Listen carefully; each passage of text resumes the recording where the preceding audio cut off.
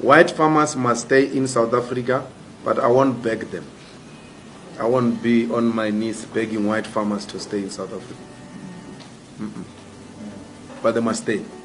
If they want to stay, they are more than welcome. Like all South Africans, there's nothing special about them. Nothing.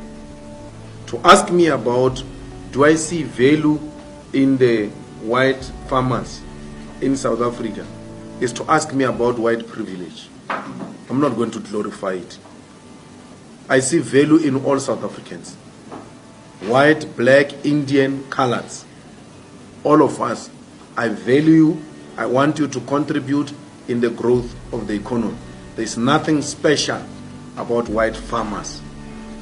There's nothing special about white people. The sooner we do that, away with that mentality, the better. I have no problem with white people at all. I have a problem with them being treated special. I have a problem with privilege. That's my problem. That when I say something, it's wrong. But when it gets to be said by a white person, it's right. I complained about Indians and how they are treating our people.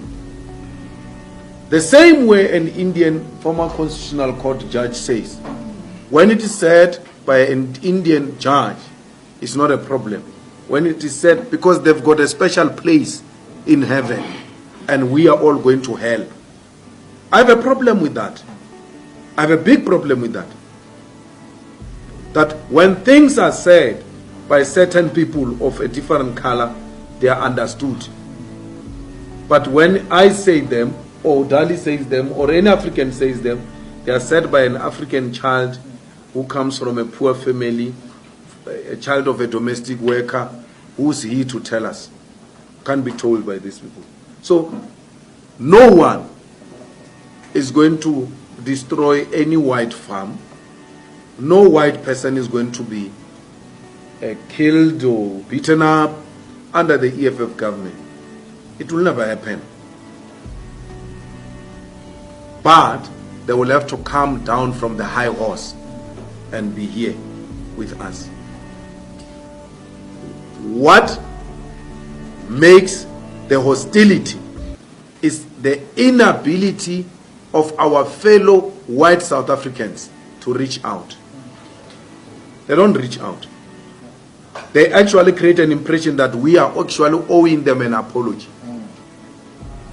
Not the other way around. We are the... I've never met a white person who says, let's preach reconciliation. They don't preach reconciliation. The victims are the ones who are preaching reconciliation. Victims. Because who are begging. I'm not Cyril Ramaphosa. I don't beg them. I will never beg them. They are going to stay here if they agree to be equal to black people. And I can tell you, my brother, I hear your accent. South African whites, they don't fear war. They don't fear blood. They don't fear any land taken from them. They know it will never happen. They fear equality. That's the only thing they are scared of. That they are going to be equal to monkeys. That's the only thing they fear. They know this Malema, they've listened to my talks. They know even when they reported me to Human Rights Commission, there's nothing hate about what this guy is saying. They know that. My crime is to demand an equality. That's a crime I'm committing in this country. To demand that the white minorities must come down from their high horses and humble themselves and work with fellow South Africans. These Africans have got no problem with whites. Actually, they love them too much. Some of them hate me because they think I hate white people. Hey, this one is going to make whites go. This one. They hate me for that. That's how much they love white people.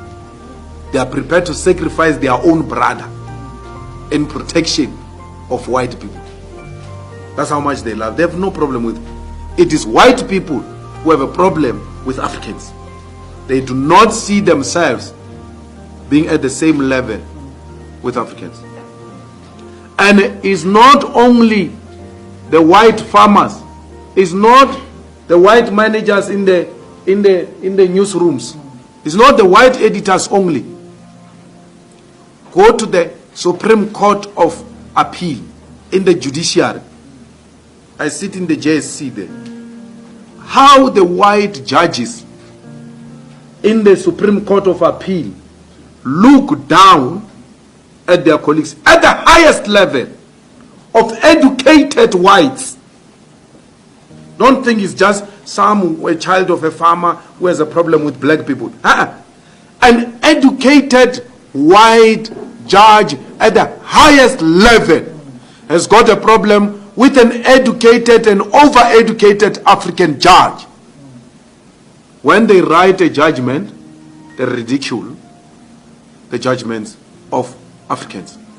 When an African or a colored wants to make reference to the best reported judgment of an African, they say, no, don't use that. Use this one. They give you an alternative white reported judgment at the highest, second highest court. That's how difficult it is. Our black brothers have got no problem with white people. White people have got problem with us. No one is good. No one here. And some of us were even privileged because with the money we're getting in parliament, we have taken our children to private schools. Because there's no public school here in South Africa. Schools have collapsed. They befriend white kids. They bring them there in our houses. When we slaughter, we must start slaughtering with these friends of our kids. Do you think our children are going to allow that? We are building a completely new society where black and Africans are embracing one another. The problem is this old age. They have a big problem, those guys. Because they know the privilege of apartheid. The young ones don't know the privilege of apartheid. They know the privilege of being called a madam and a boss. And then calling older women girls and older men boys. They know that privilege. And today is no more. That's what offended them.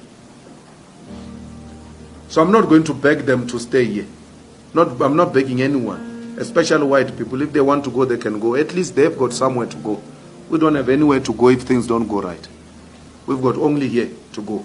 So any white that says I'm going, you must know their loyalty is not with us because they've got 2 passports. They are not South Africans. They are half South African, half British. They can go. They must live quietly. Hack. Restart.